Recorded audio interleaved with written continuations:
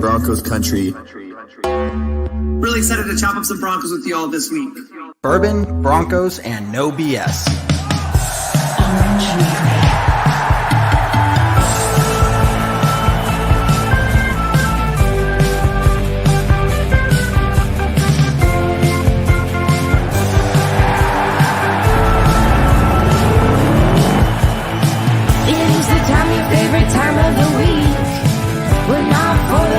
Chargers or Chiefs, so grab your brews and your fantasy league.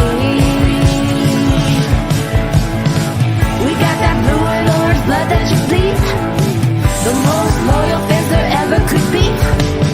We are that mile high Broncos country.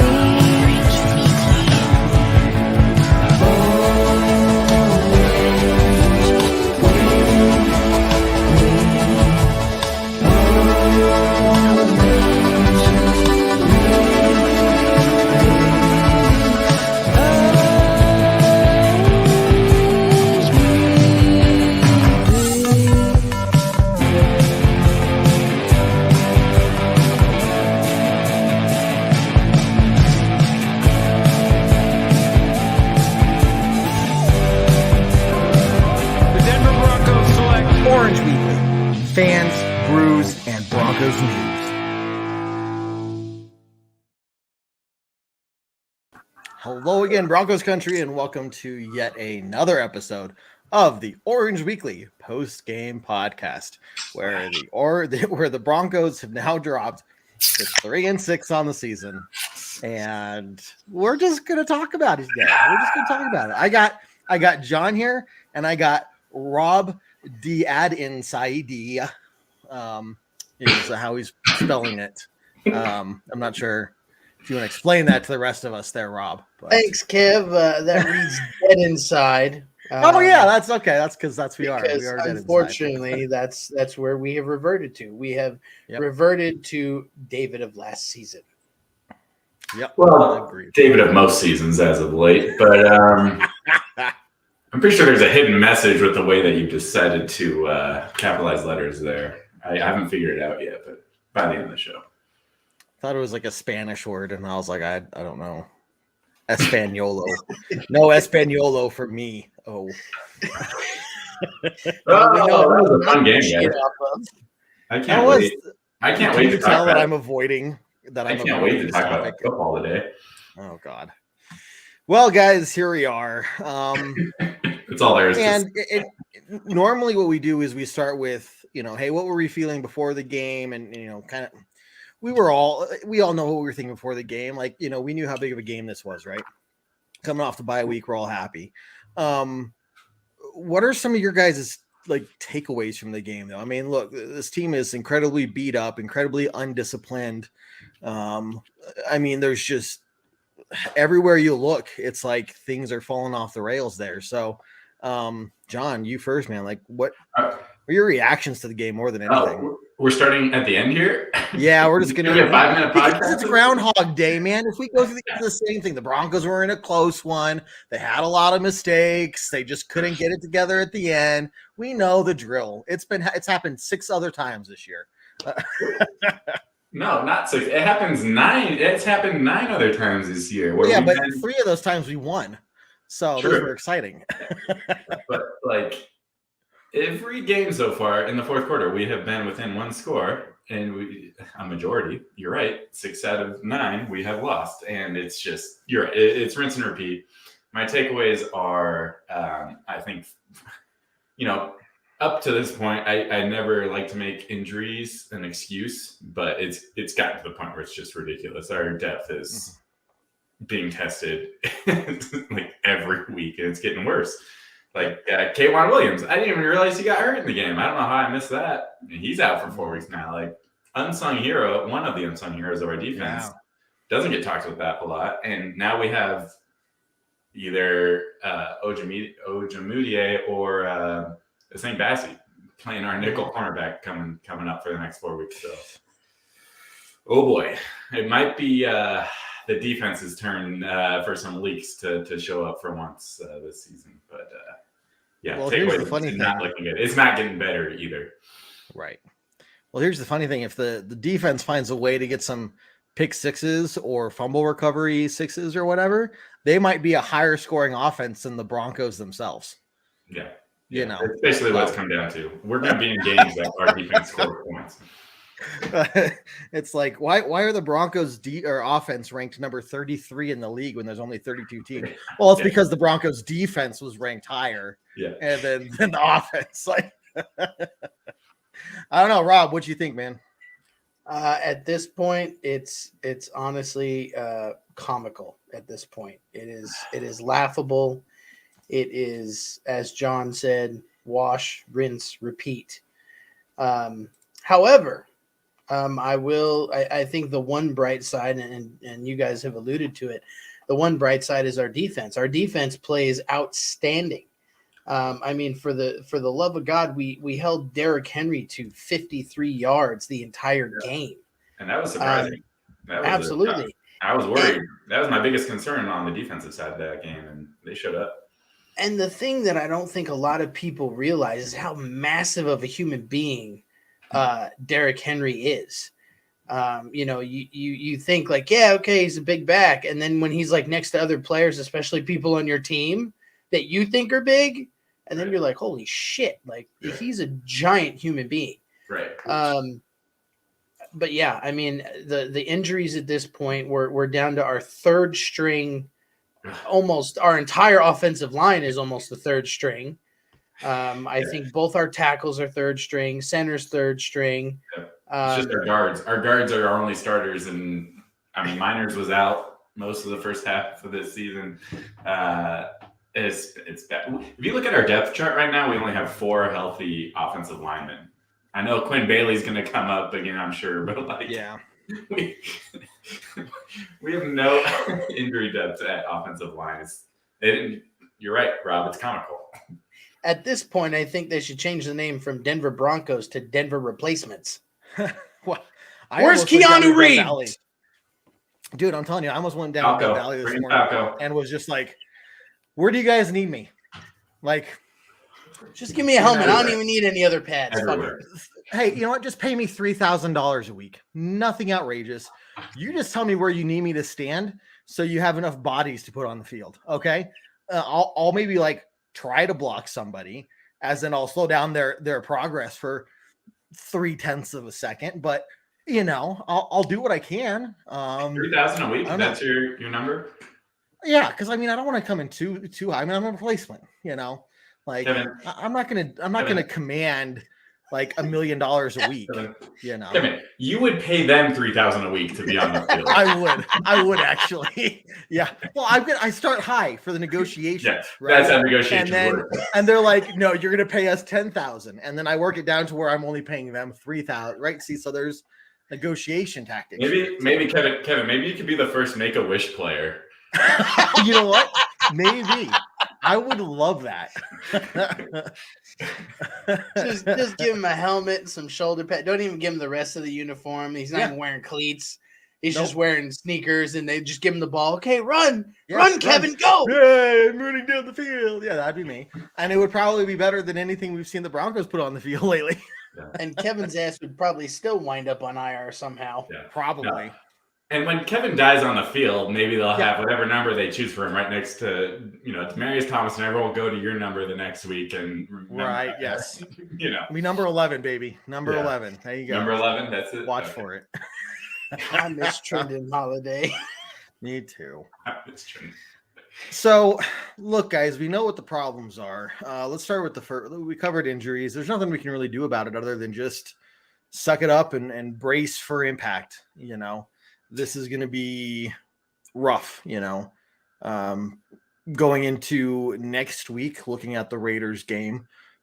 Raiders are also, they're worse than the Broncos, So both coaches, I don't know. What do you think? Could this be a game where the loser's coach gets fired? That's what people are talking about. This is going to be an ugly, ugly game. I'll be honest. I didn't even realize we were playing the Raiders this week. That's how much I've liked. There you go. The Raiders, who somehow let Matt Ryan run all over the field on them, Yeah. Hey, maybe there's hope this week. No, I'm not going to say that out loud. I did. And we lost. Edit that out. And we're out already. It only took 10 minutes before I asked you to edit something out of this podcast. Wow, this is a big week for both head coaches. Yeah. It's just painful. It's just painful to think about. It's painful to talk about. And I think the loser of this game's coach may get fired. Yeah. McDaniels is probably on a hotter seat. I didn't know it was possible, but I think it is in this situation than Hackett, just because that's an embarrassment of a team, and he doesn't have as many excuses as the Broncos do. But that's exciting. We can watch terrible football for another 60 minutes, I guess. Yep. That's what's going to be. Well, no, you brought up a good point. What excuses do the Raiders have? Like, they're not nearly as beat up. Their quarterback has been in place there for, however long Derek Carr's been around. I don't know for him to learn. So even with a new head coach, the players know each other. Huh? Yeah, I was going to say similar situation, but yeah, at least they're not implementing like a new quarterback along with a new playbook. Like you'd think that they'd be able to get that figured out a little bit quicker. Again, but it's interesting. Both offensive gurus, supposedly, both head coaches, similar situations. Right. Let's see. Derek here. Derek is watching us while we're on YouTube live. McDaniels is guaranteed another year. I would think so too. I don't think anybody's going to get fired after this week, unless it's just absolutely abysmal. But it's fun to talk about the Raiders firing the coach. What is that? I said it's fun to talk about the Raiders firing the coach. Oh yeah, no, I definitely. I mean, anytime I can point at the Raiders and be like, "Haha, you suck," makes me feel better. Hey, let McDaniel's ass stay there and just let him keep bringing the Raiders down every year. I'm okay with it. Like John said in our group chat, the Raiders losing is the only bright spot we have this year. That's true. That's true. It is accurate. But at the same time, it's the Raiders regardless, so they're going to find a way to lose, no matter who they is. I'm not really worried about that. So you're saying there's still a chance that we beat them at home? Yep, there's a chance. Let's move over to injuries.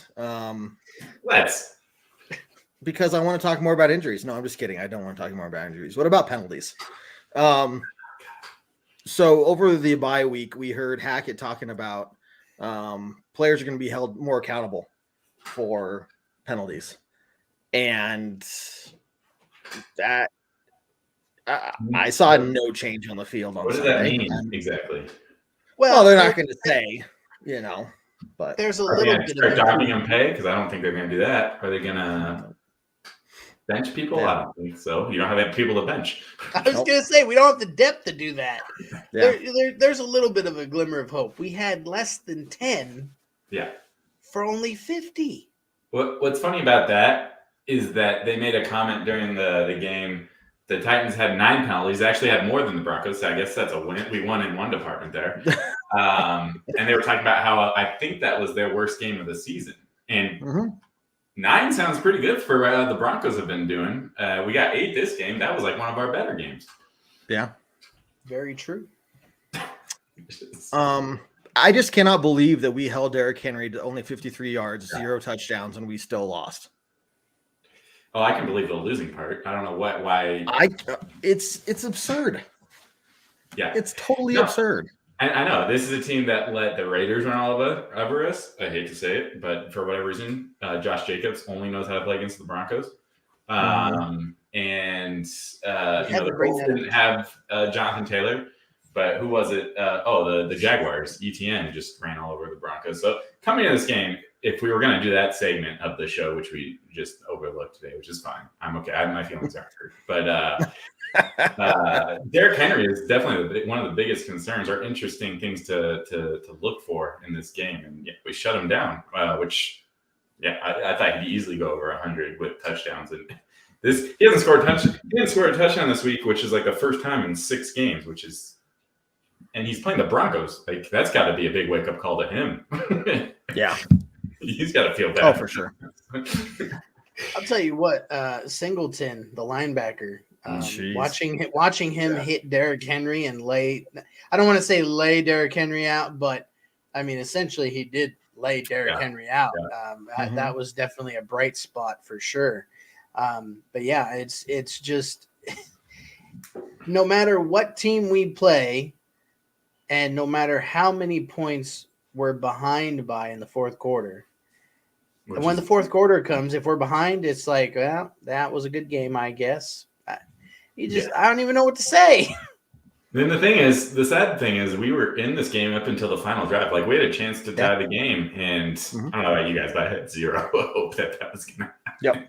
Even though we threw an interception in the end zone. So, that goes a different direction. Well, and part of it for me this week was, once we went to our third string center, you could tell the line was a sieve. I mean, everybody was getting through at every point.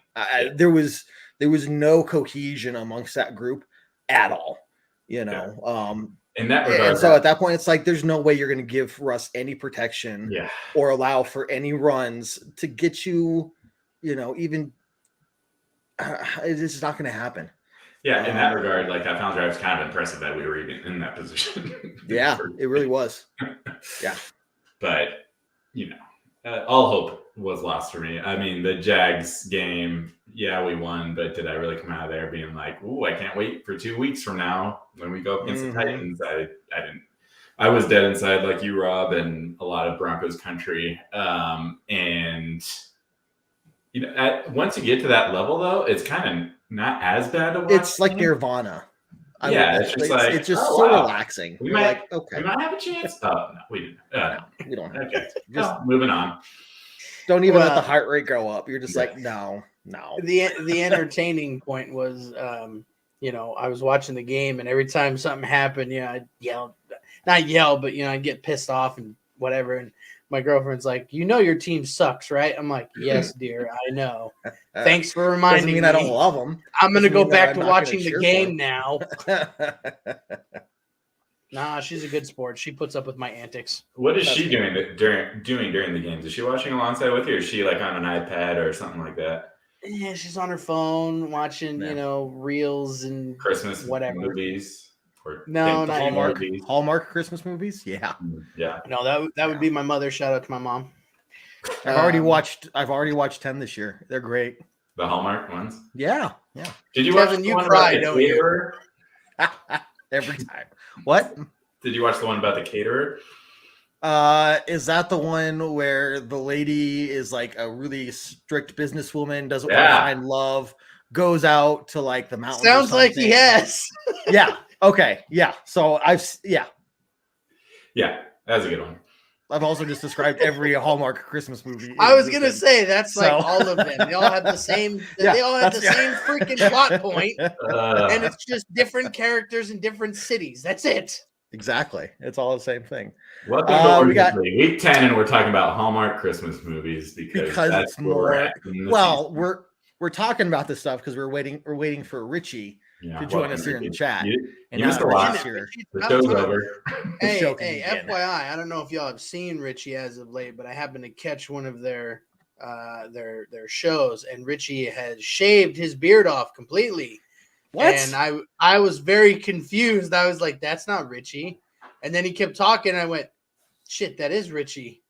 And then I said something, and he replied that, this only took him a day. And I said, well, shit. This took me years, bro. Well, for all of those of you out there who haven't heard the Mile High Roundtable Podcast Network and their stuff, go check them out because they put out some good stuff as well. So, and then, Richie shaved his beard. I don't know if there's any reason for me to watch him anymore, to be honest with you. Was that part of the show? I think that would be a reason to watch it. If he's doing it on camera, that'd be entertaining. Ooh, I would definitely. I feel like that's what we're getting to with the Broncos season. Kevin, are you next week? Yeah, I am. I am actually. We're doing live on air shaving. If the Broncos Kevin's win, look like he's 12.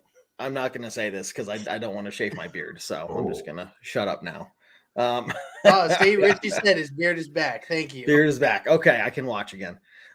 Hey, so we've spent a lot of time talking about the offense, and I just kind of want to close it up a little bit because there is a lot of good to talk about on the defense, minus the injuries. But If you're the offense, like you're looking at the rest of the season, where do you go from here? Like, how do you stay motivated in that locker room knowing how beat up you are? Like, what do you do as a coaching staff? What are we even going to try to do? I mean, not to step on the pregame podcast toes, but big picture stuff, guys. Like, I mean, they're not just going to roll over, but what do we do?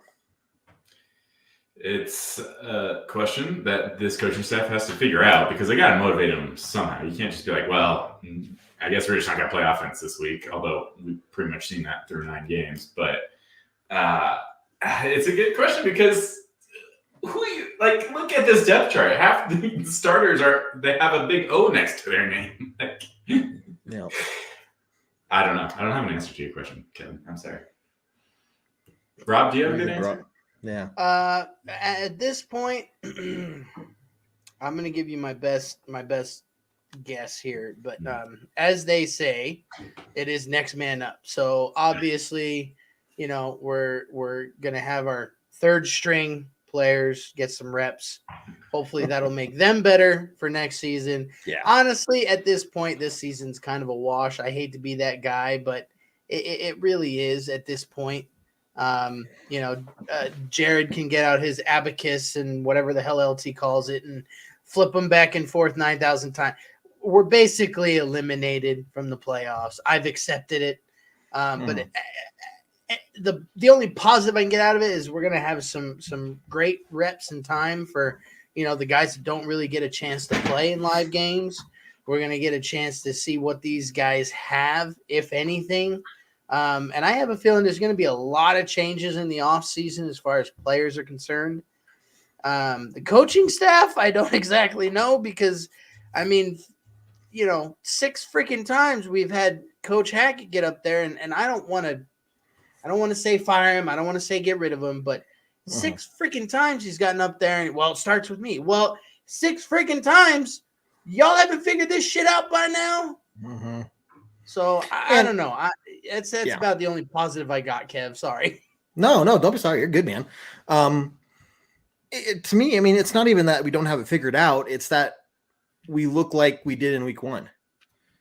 Now, it's kind of kidding in our group chat, but if you think about it, we're playing as bad now with all of our third stringers and all these injuries and everything than we did with our, in week 1 when everyone was healthy. So and it reverted back, in my opinion, against Jacksonville.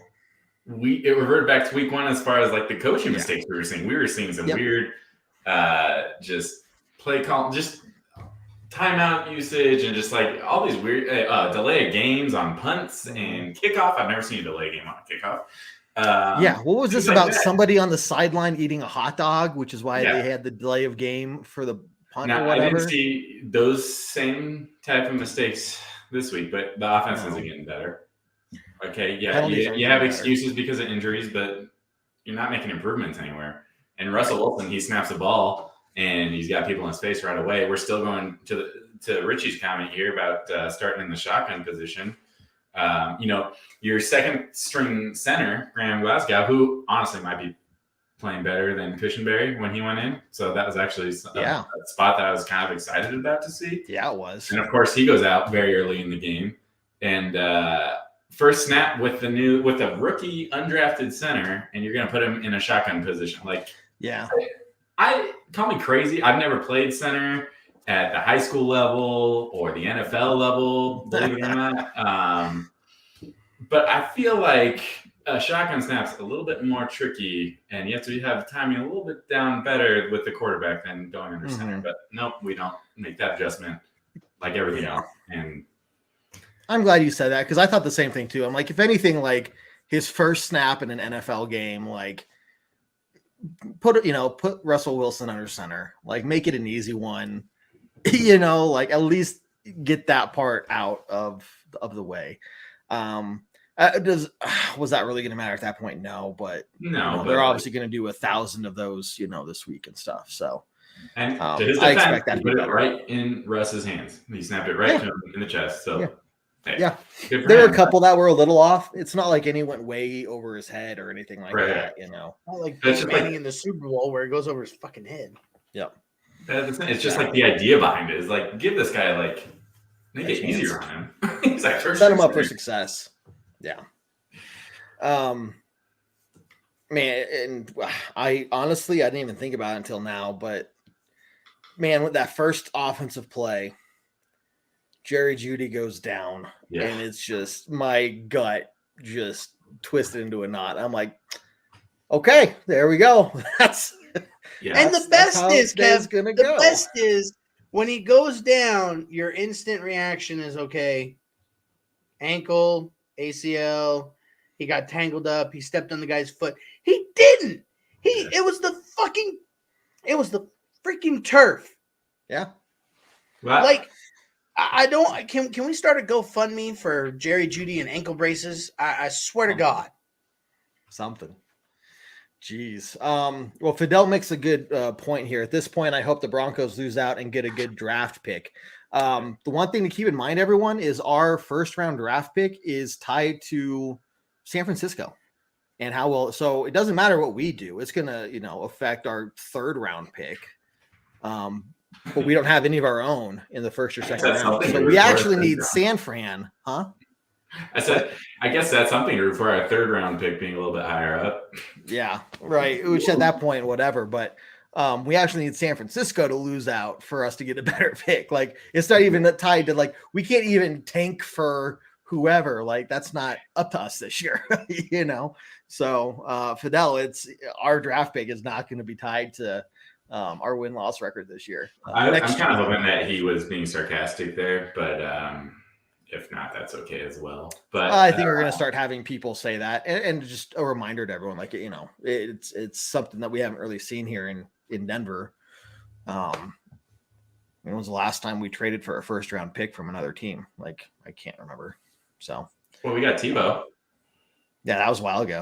God, bring him back. 11 At least years. there was Yeah. a fucking chance when he Available. played. I think he's available, Rob.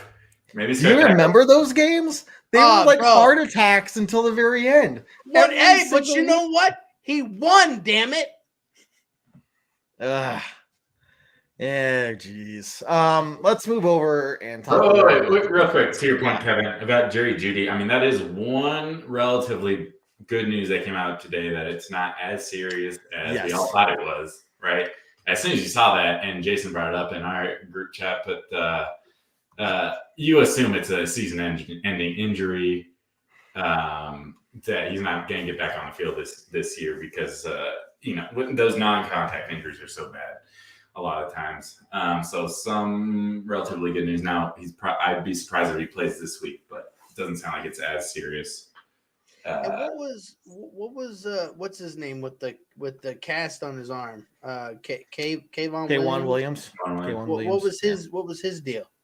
Did he just hurt his arm again, or? No, he's on the IR, so he's out for at least 4 weeks. I think it said shoulder surgery is what I was reading today. It didn't give much more of a timeline other than he's on the short-term IR, so he's gone at least 4 weeks. Which also, conspiracy theory here, it didn't seem like any of the Titans players were slipping all over the field. I feel like a lot of Broncos players slipping every play, it seemed like.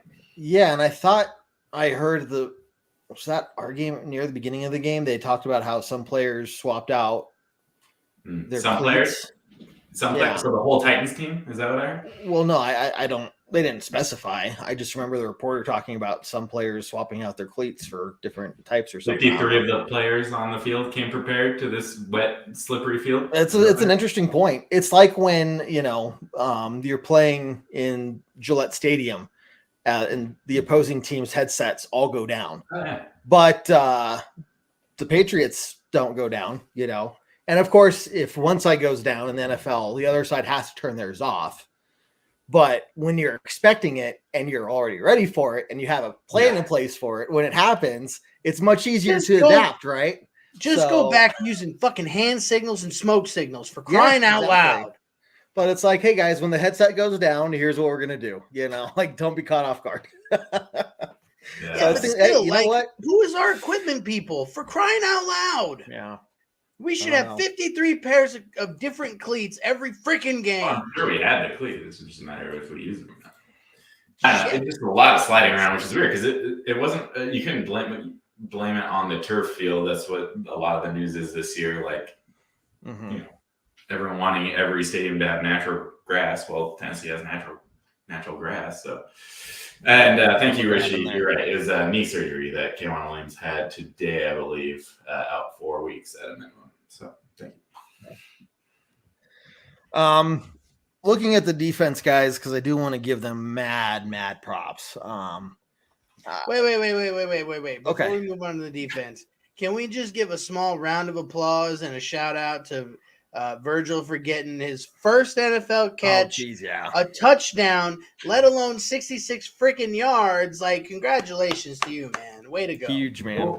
Well, that's the excited thing. to see what he brings. That's the thing. Like, 3 of our top 4 wide receivers to start the year didn't play this week. Well, Jerry Jeudy for most of the game, minus the first play. I'm going to tell you right now, wide receiver, I don't think seemed like the problem in this game. Kendall Hinton he was the MVP of the first half. Jeez. He really was. Jalen Virgil, he had his first catch, touchdown, reception, blah, blah, blah, blah. And only took 1. He had 66 yards. So those guys made up for it. Dulcich, he wasn't as big of a factor this week, only 1 catch, but they were trying to get him the ball, though. They were trying. They gave it to him. Tried to get to him a couple times, but yeah, I was really impressed with Hinton. He tried. It seemed like he was trying to make up for that Jeudy injury, and I think he made a good dent in that. Man, Kendall Hinton is just, I think, a Broncos legend at this point. Hey, he's already a Hall of Famer. I love him. He's already in the Hall of Fame. I love him.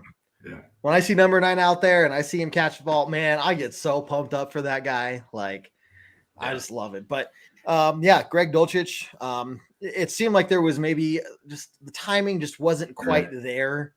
Yeah. Because Russ threw behind him a couple of times, like maybe the route wasn't run just right, or so I think if they clean that up,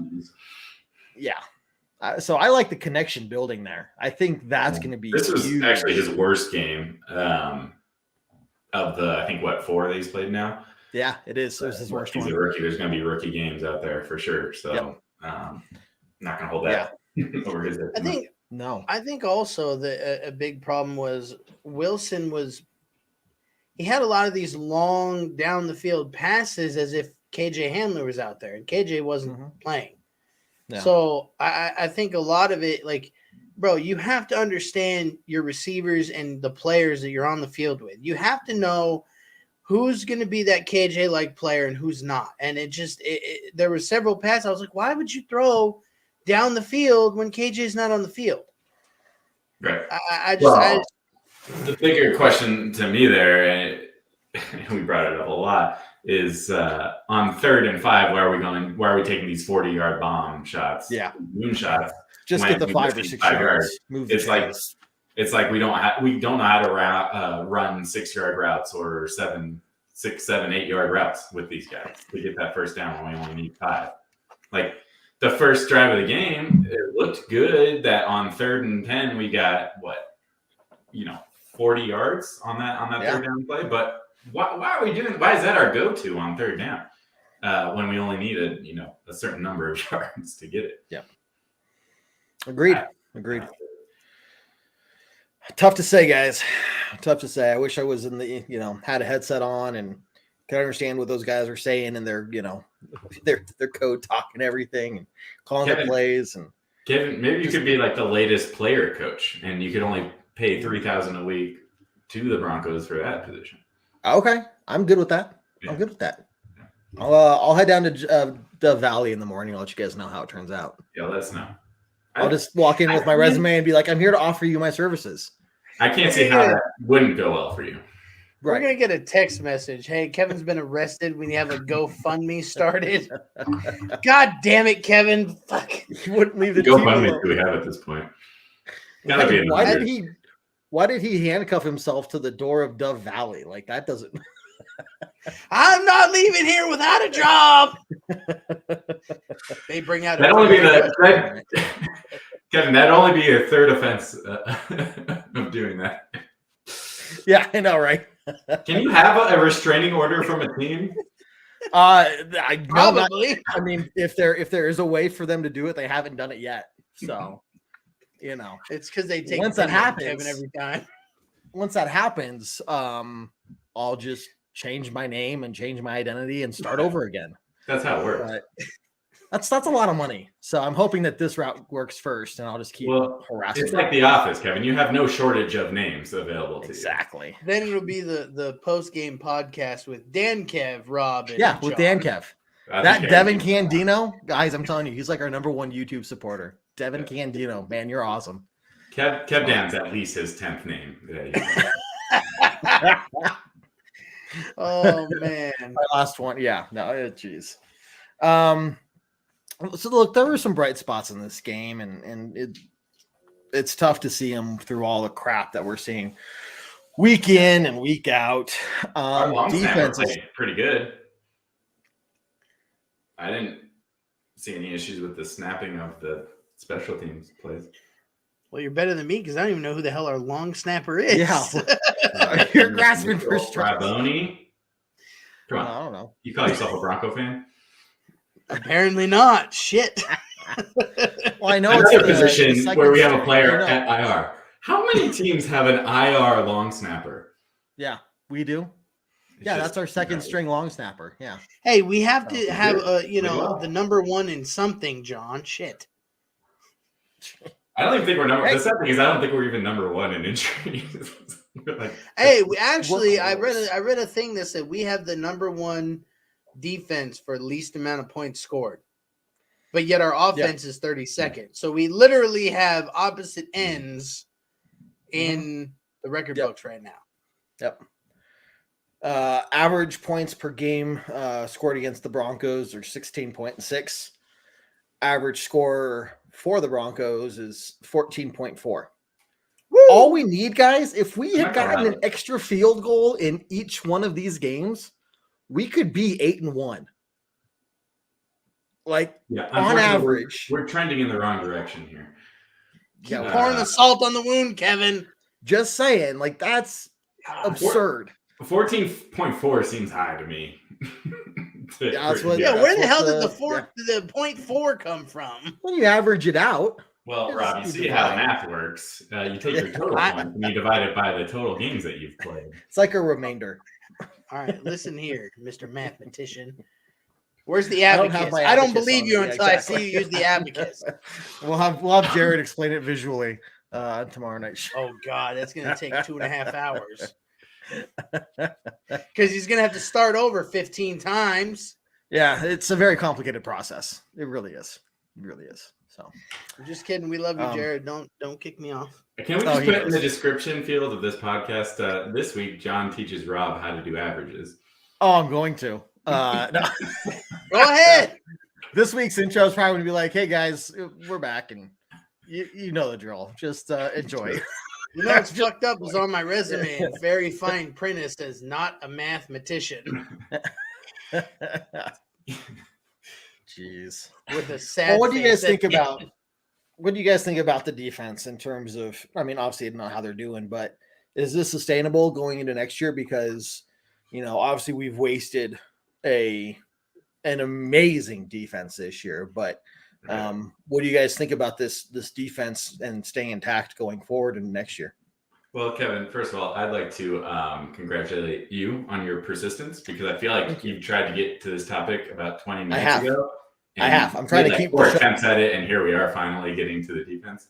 So I was pretty sure you guys were purposely I'll drink to like you. so- distracting me. Like every time I said defense, one of you would bring something else up, which is why I laughed when you said long snapper, and I was like, "Hold on, now you're just messing with me."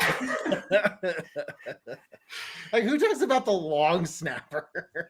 Well, I mean, Kevin, we got to fill an hour here, and we're talking about a team. We still got 20 minutes. Damn it! Come on. We don't have to fill up the whole hour, but we're close. But yeah, I think it's time. Let's talk about some good things. One thing I'll say about the defense, just to break Jared's heart a little bit more, I've been impressed with our linebacker play, especially at inside linebacker. Like, Yeah. it's something he's been calling for what, probably 6 years now. And Josie Jewell and Alex Singleton are playing very well and very highly at this level. I'm happy that they're healthy. One of the few positions we can say that.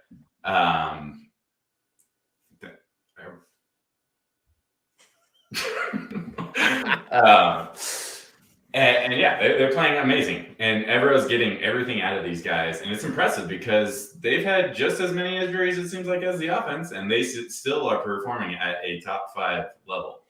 So if the Broncos don't promote Evero at this point, he's going to be a head coach somewhere else very shortly. Yeah. Can we sign a defensive coordinator to a long-term contract? I don't think so. No, because he's going to take a head coaching position like someone else. Yeah, I think he's going to be one of the most desired head coaching candidates out there this year. I think And the top so head coaching candidate is going to be the Eagles OC. Yeah. So if we lose him, man, that's going to be interesting, because that was such a huge part of why he got hired on, because of his knowledge with not just, the Fangio system, but his experience in a lot of different systems and how he's brought them all together.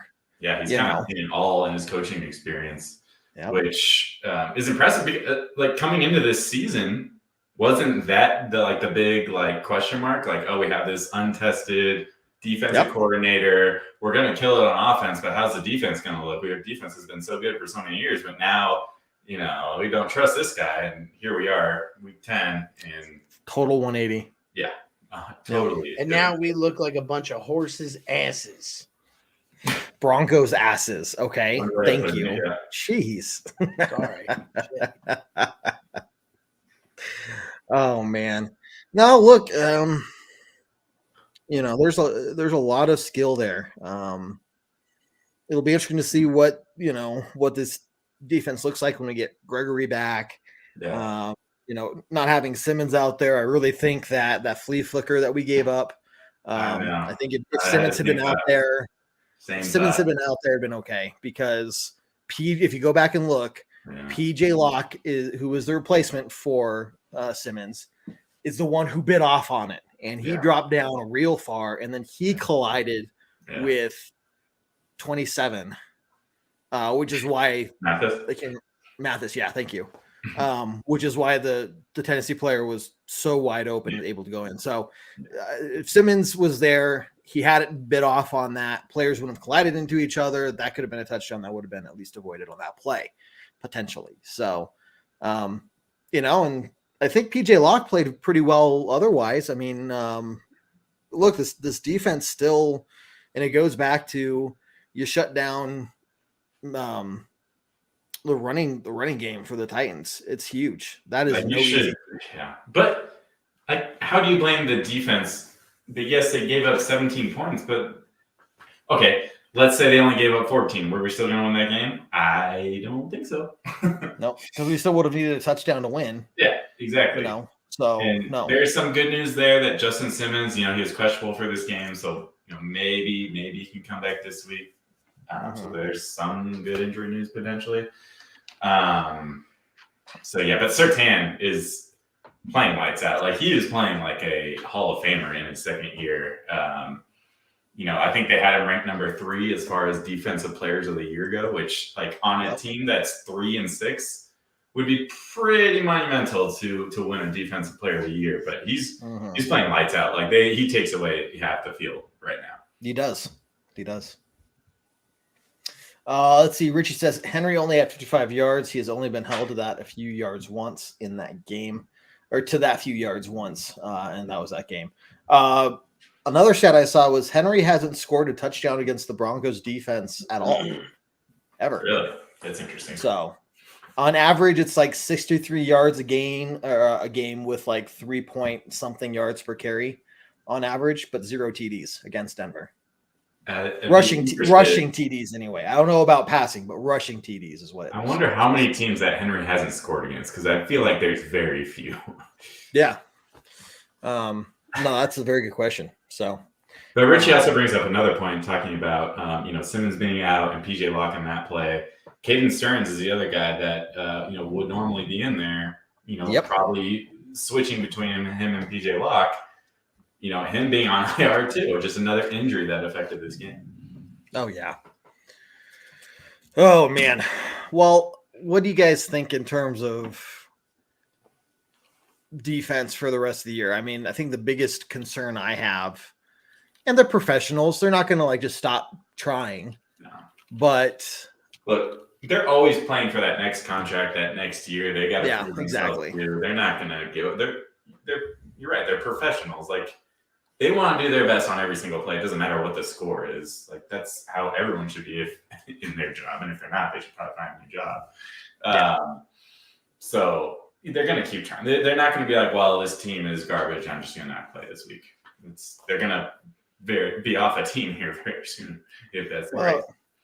And John, to your point, they're not only playing for this team, but they're putting together tape and stuff on the field, product on the field for 31 other teams.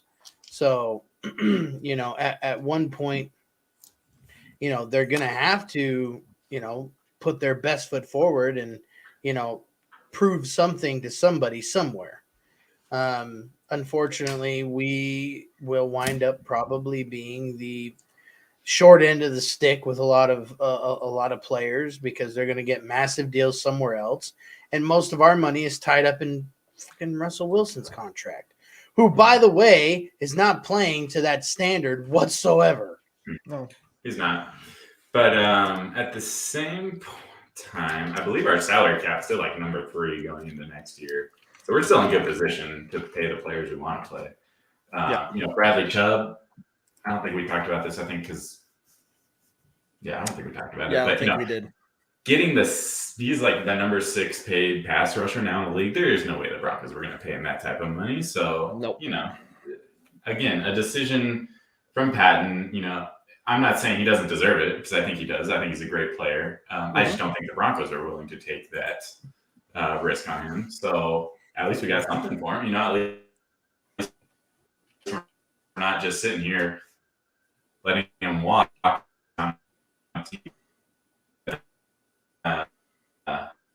in cap space for next year. So we're still sitting pretty well. So you kind of cut out there, but disregard everything I said. Well, no, that's still middle of the road. I mean, look, that's you make some moves during free agency. Maybe somebody gets traded or so. Look, I fully believe that Patton's gonna make whatever room necessary to bring in whatever player we need based off of who's out there and who's available. So 16's not bad. It's middle of the road. It's not great, but it's not like you're sitting there in the negatives like I think Green Bay was last year. You have a negative salary, you are over the cap.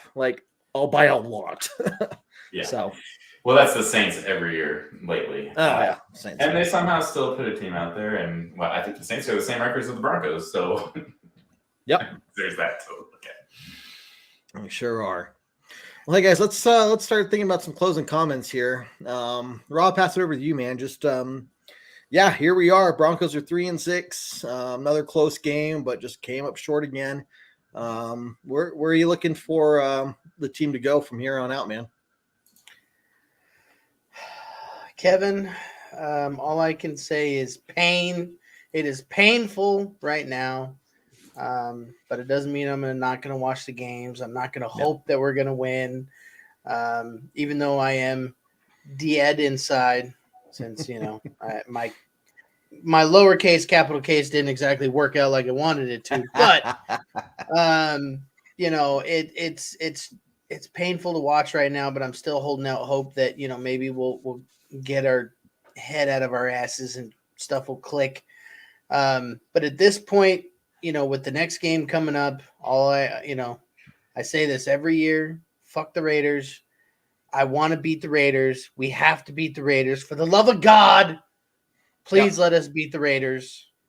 And, and with that, cheers, Denver Broncos country. And, John, what do you say? I like it. Thanks for the handoff, Rob. Closing thoughts. You had the whole time that Rob was talking. John's got nothing. Well, I was figuring out how to read the cap space report that whole time. Since the time I said closing thoughts to now, you've had roughly 2 or 3 minutes to think about. No, I found out today that we're playing the Raiders this week, so there's hope. Today, you found it an hour ago. The Raiders, who just lost to a person that had 0 head coaching experience, minus he did coach some high school where he was 3-7. So there's that.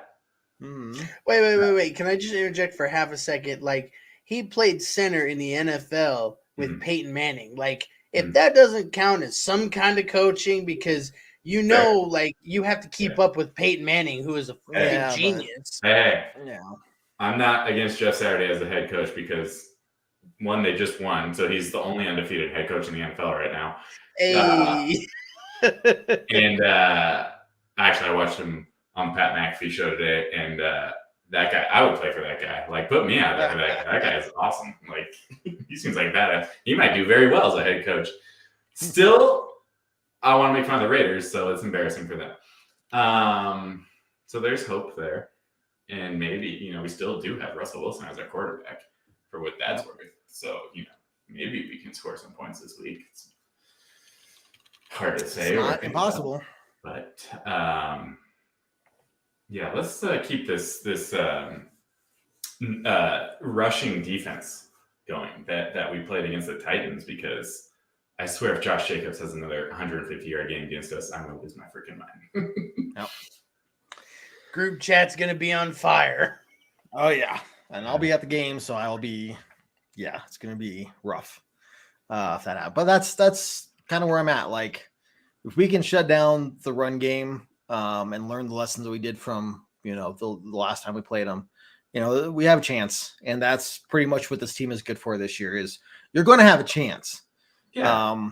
The factors that are really playing against us are us shooting ourselves in the foot, penalties, injuries, all those things that we can control. We're just not doing. And that's what's taking us out of these games completely. Otherwise, these games, they'd still be close. I'm not saying we'd be putting up, 30, 40 points every week. We'd be putting up 20, 21, but that'd be respectable and we'd have a winning record. I fully expect to be within a 1-score game in the fourth quarter, because why would I think anything differently at this point in the season, the way we played?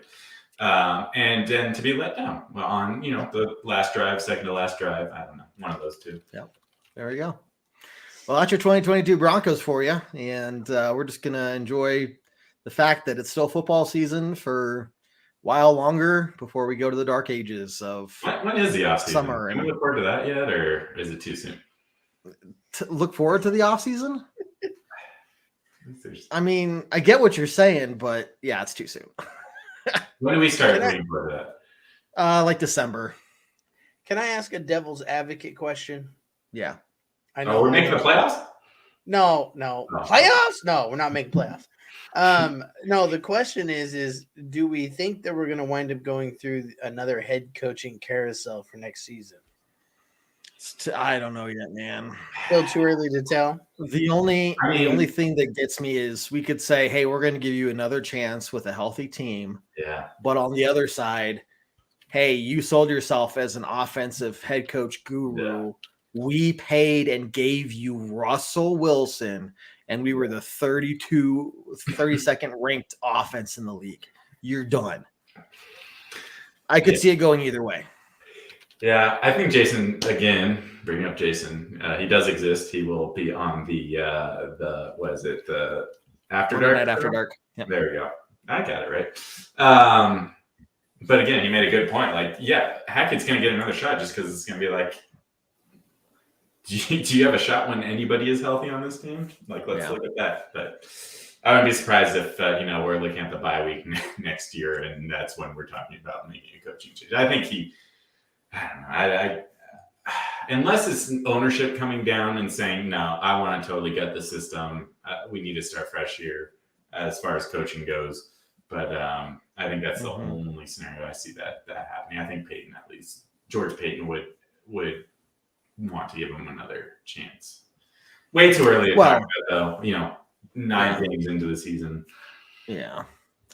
But that makes sense. I mean, Peyton wants his pick to succeed because Hackett's success is tied to Peyton's success. As a GM, we've talked for a couple of years now about how he's been a very good player GM. Like he's found talent, he's developed talent for the most part. But I mean, coaching is his first test here, and so far he's kind of gotten an S. Minus Evero, but I think Evero was Hackett's call. Choice. So, yep. Well, We'll see. One area, George, pick it up. Pick it up. I could see us having a new OC next year, for sure. But I mean, really, our OC, you're not wrong, but like our OC isn't the one calling the plays. He's just kind of a fill-in. No. Hackett's calling the plays. But if somebody's got to be the scapegoat. Hey, man, you got to fall on your sword. With the way this for public perception, we have to do something. So we're going to keep Hackett. Hey, dude, you're the one that's getting fired. Yeah. Even though you've had no input. It's true. Into. With the way this team is going, though, it feels like it deserves more than one scapegoat. And I agree. Does not seem like enough to me, but not at all. But okay, hey gents, we're gonna hop off. But thanks for joining me as always, Rob and John. You guys are awesome. For everyone else out there, make sure you check out all our other content. Monday night, Orange Weekly After Dark, 9 p.m. Mountain Time. The main show Tuesday night, Bourbon Broncos, No BS, 7 p.m. Mountain Time, as well as pregame show. Tailgate, or that's the halftime hash show is the halftime show. You can check that out, and then the pregame and the postgame podcast. So wherever you listen to your podcast, we're there as well. Guys, it's a pleasure as always. Halfway through the season, let's see where the second half brings us. So with that being said, I think it's time to end it as we always do on a very strong Go Broncos. Go Broncos. Take care, everyone. Do what I like, yeah, do what I like, yeah, do what I like. Sipping goose, if it's right, and I go with the flow, yeah, I go with the flow, yeah, I go with the flow, cause I know I'm the show, in the zone, here I go.